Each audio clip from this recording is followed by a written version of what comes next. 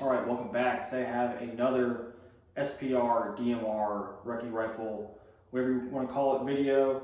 You know, they are just cool. Ask Val Kilmer, he knows all about that. But today I want to talk about this particular rifle that I have, kind of how I have it set up. We'll talk about some of the components, how I utilize it, and why I think this is just a really optimized setup. So the heart of this rifle is going to be this double 16-inch stainless steel barrel.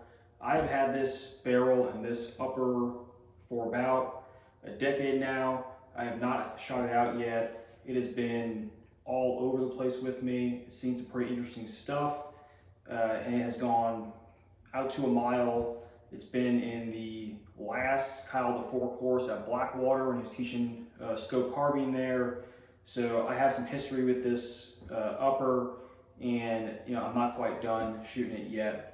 It still shoots well under a minute with the 77 grain stuff. Right now I'm working through some of this IMI stuff, but I still think the Black Hills is the go-to. I would say 95% solution is what you're looking at with IMI, 100% solution is what you get with Black Hills. So think about that accordingly. If you're out there paying for ammo on your own, I also have a hard time paying $1.25 for Black Hills stuff. Up front, OpSync, brake, collar, all that good stuff. This is kind of like an oldie but a goodie. The can's really good, it maintains zero. It kind of does all the things you want it to do.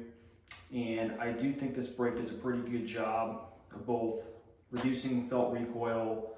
It doesn't have too much muzzle blast, and it just does a really nice job of doing all of the things you want without having any degradation in accuracy. So old design, but I still think it stands the test of time. The rail is new to me. I finally got a hold of a nice free float RAS. So this is the long one. It's the one everybody wants.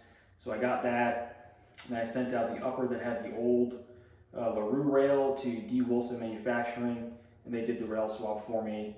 I then hit this thing with some citrus strip to get the paint off, and we see I have not accomplished that fully.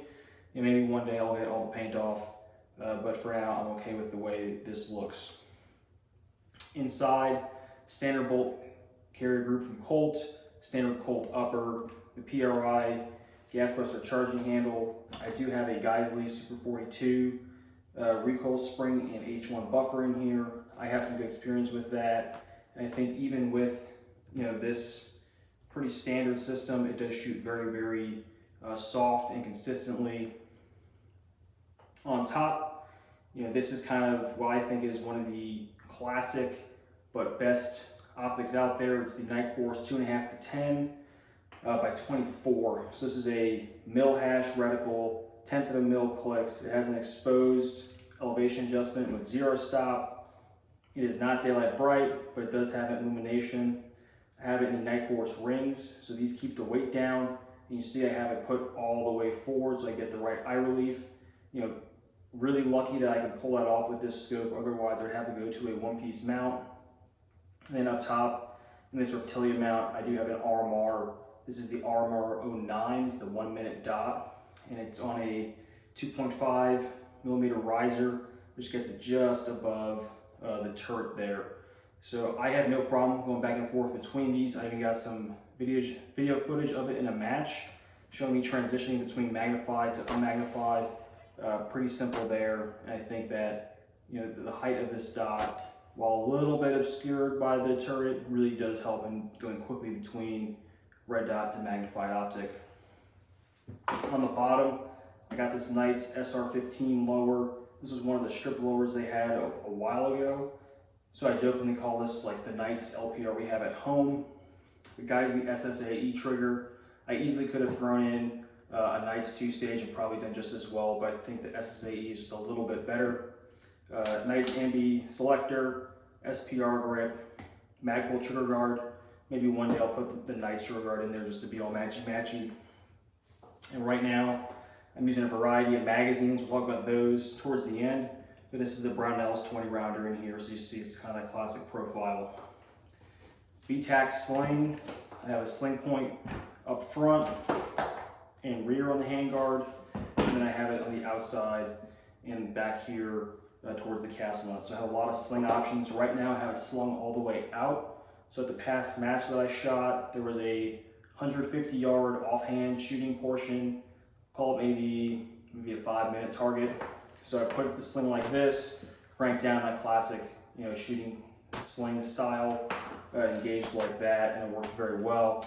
But typically I would like to see it kind of mid-mounted. I found this is the easiest way for me to kind of have my sling and have no interference with it when manipulating the rifle. Last thing on the rifle we'll talk about is going to be this bipod. I still really like the Harris bipod. With this loop established here, it is the fastest to deploy. So hard to beat there. It is direct mounted to the rail, so it's a little bit lower than usual, and it's solid. It does everything I want it to do. I'm not going to change anything about my bipod. I do think the Alice bipods are great. If you have a bipod that you like, that's fine. But for what I'm doing, I still think the Harris is the way to go. All right, magazines. The Magpul 20 rounders I really like. They put that round at a consistent feed angle, so it makes it a little bit more consistent there, which equates to more precision. I have started doing some +5 extensions on the bottom here, and that just gives me +5 obviously, but lets me still be low with the bipod, whereas with the 30-round mag I couldn't be as low with the bipod otherwise. So it kind of bridges the gap there, a little bit more capacity, but I can still have a good prone fundamental position. Why are these rifles so cool? For a lot of people, this is a very easy way to get an entry and kind of like a precision setup, but really it is a single carbine that is not heavy, that takes common ammunition, that can go from 0 to 6, 7, 8, maybe even 1,000 yards. So you have a very capable package here. It's very versatile, it's very accessible, and it's something that you can take out and compete with in a lot of competitions, whereas if you're a PRS shooter, depending on your area, they just aren't as prevalent.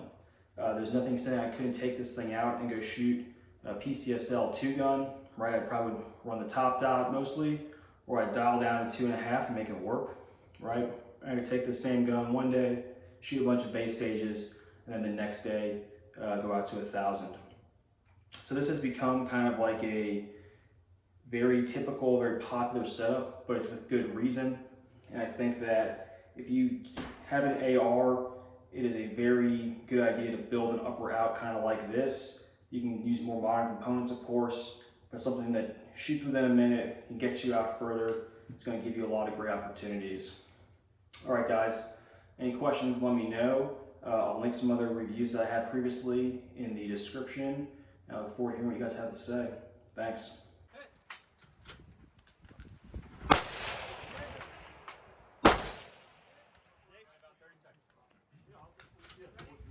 Stand by.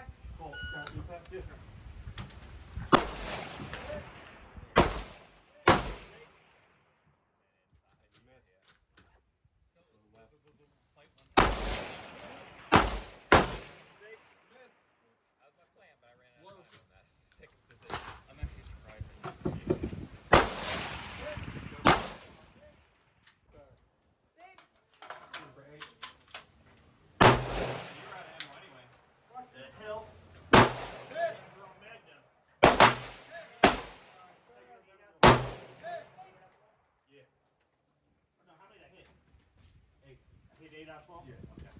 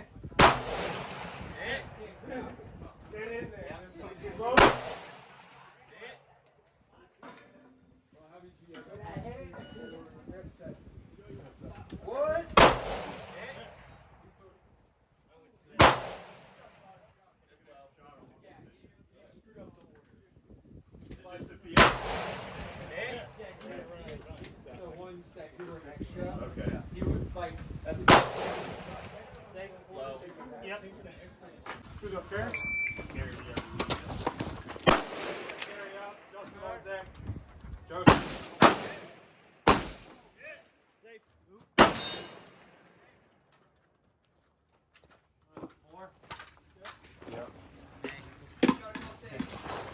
That's solid, yeah.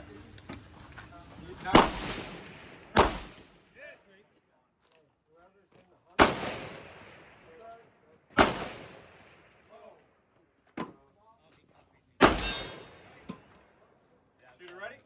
All right, spotter ready? Stand by.